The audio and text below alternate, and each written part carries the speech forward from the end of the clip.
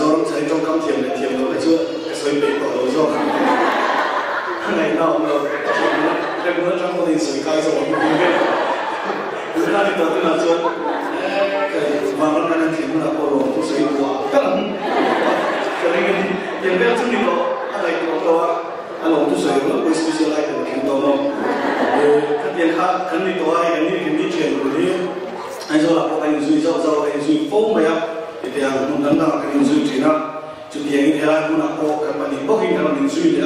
alo cái tiền nó có tụi thế này giải khẩn vô đây thì ngay về này cũng đặc biệt cái team speaker cái voice speaker cái này thì nó là cái team anh ấy cái team nó mà biết rồi một quý ổn đi theo thì anh giống chỉ là để rồi chẳng ai phải cái làm gì